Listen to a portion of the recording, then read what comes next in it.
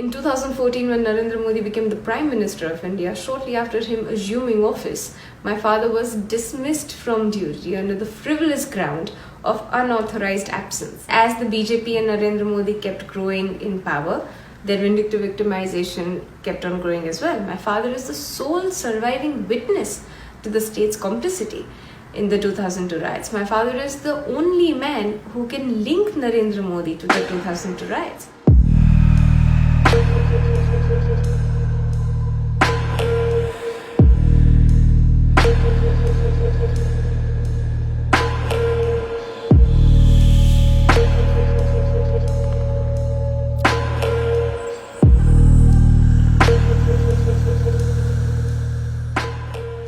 On the 27th of February 2002, shortly after the burning Sabarmati Express at Godhra station, an official meeting was called in by Mr. Narendra Modi in his residence, where he very clearly exclaimed that let Hindus vent their anger, and he directly gave orders to all the state functionaries to step down, look the other way, while the Hindus vented out their anger.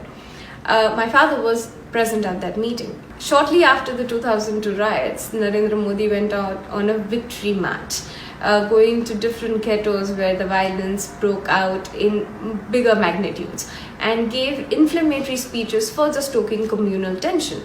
The Minorities Commission ended up seeking for the tapes of Narendra Modi's speeches in order to further investigate. The officials said that under extreme pressure, said that the tapes do not exist or we do not record on that day. Officers like my father, Mr. Abhishek Kumar, they came forward and they provided the Minorities Commission with the tapes. The very next day, all of the officials who did that were immediately transferred out on punishment postings.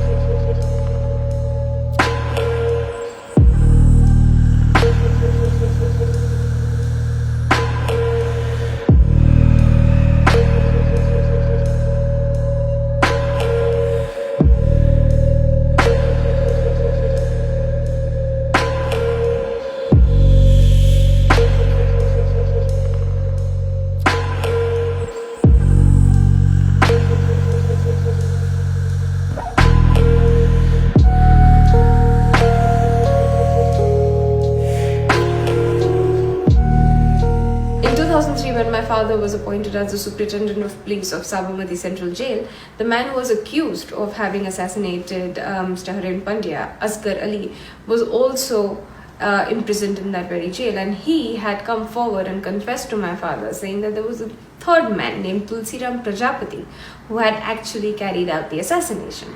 As soon as new evidence came out, as per protocol, my father immediately called the then Home Minister then, Mr. Amit Shah, and he was told that if there is any physical evidence about it, if you've written this down, destroy it. This conversation never happened. In 2014, when Narendra Modi became the Prime Minister of India, shortly after him assuming office, my father was dismissed from duty under the frivolous ground of unauthorized absence. As the BJP and Narendra Modi kept growing in power, their vindictive victimization kept on growing as well. My father is the sole surviving witness to the state's complicity in the 2002 riots. My father is the only man who can link Narendra Modi to the 2002 riots.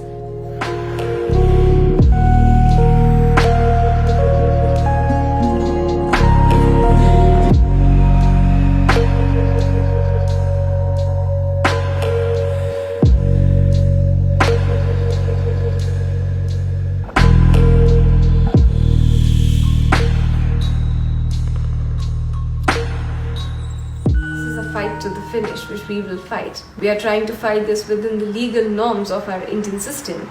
They are trying to put in each and every force that they have to silence my father once and for all.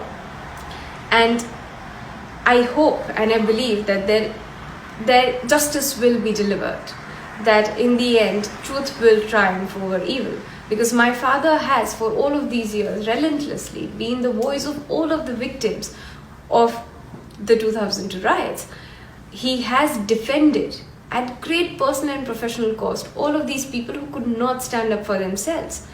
It is now more than ever our duty to now defend the defenders when the very defenders are being victimized by this fascist system.